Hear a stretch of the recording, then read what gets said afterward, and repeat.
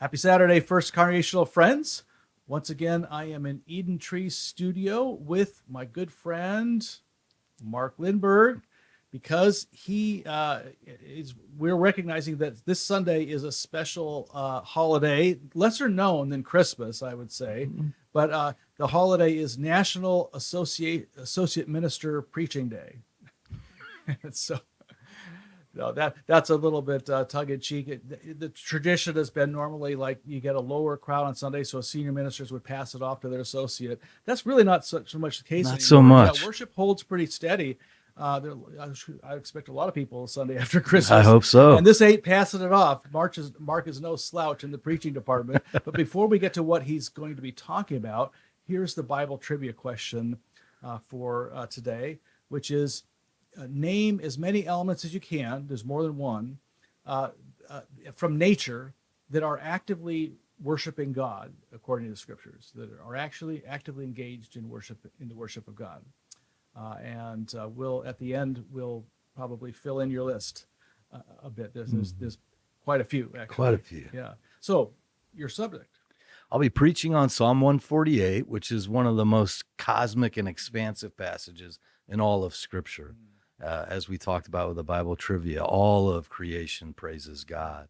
And so we'll be looking specifically at what that looks like for us as humans to join in the praise, to join the cosmic choir, if you will, a worship that's been going on that's as old as the starlight.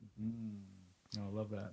Yeah. Well, I don't want to give away too much of your sermon. Okay. So the following Sunday, we have a special guest, as you learned last week, but if you're just tuning in for the first time, none other than St. Nicholas himself will be joining us Nice. In worship. And he'll be coming off his Maui vacation, I understand. That's what I heard. Just for us, he's going to be revealing really who the original St. Nicholas was from a little area called Myra, which is now in modern-day Turkey. Fascinating story. So I'm looking forward to that one. Yeah, and this will be a great Sunday to bring your kids. Oh, definitely. Yeah, January 4th, that'll be Epiphany Sunday. Definitely want to bring your kids to hear from St. Nicholas himself about who he was and why he does what he does. I can't wait to go to that one. Yeah. You'll be zooming in, I assume. Yeah, I'll be coming in from online. Okay, Yeah, okay. yeah. Not from Maui, but So, Eric, tell me about this series that begins after Epiphany Sunday. Oh, yeah, I'm glad you asked. January 11th, we'll start a series called Earthy Wisdom. And they are, it's actually a really great kind of springboard from your sermon. Because it's really dealing with 6 parables where Jesus uses creation as a way of talking about the kingdom of heaven on earth and how perfect. that works. So, he was a great student of creation, just as the psalmists were. He has a lot to say about that. And so it'll be really fascinating to hear, if you focus just on that creation aspect, what he has to say is wisdom for living our everyday lives. But we'll also add an extra component, especially for the small groups who will be following the series. We'll be adding an interfaith component, actually hearing what insights other faiths may bring to these very parables.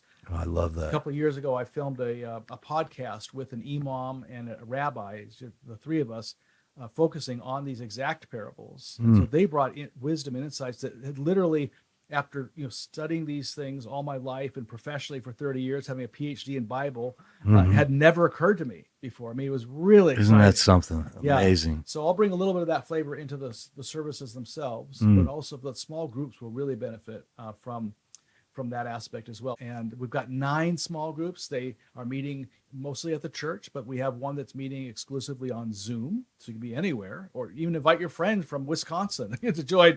And we have one group that's going to be centered in Veneta, because we are recognizing we have a growing population coming from there. So we're going to try that out. Mike and Julie Booth are going to be wonderful. I can't wait for this series. This is going to be excellent.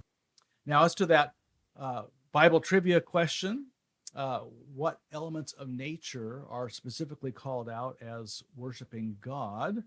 Well, there's a whole bunch. Just a whole bunch of them. Psalm 138. Like, what can you name, Mark?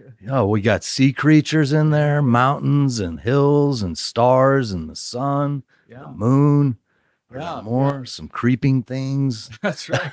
That's right. Creeping things. Yeah. Yeah. All kinds of stuff actually called out. Other Psalms talk about how the trees are clapping their hands in praise and so forth. Yes. So there's actually quite a lot of elements in Yeah. nature that are said to be worshiping God. So come not to start worship on this coming Sunday, but rather to enter worship that has already been going.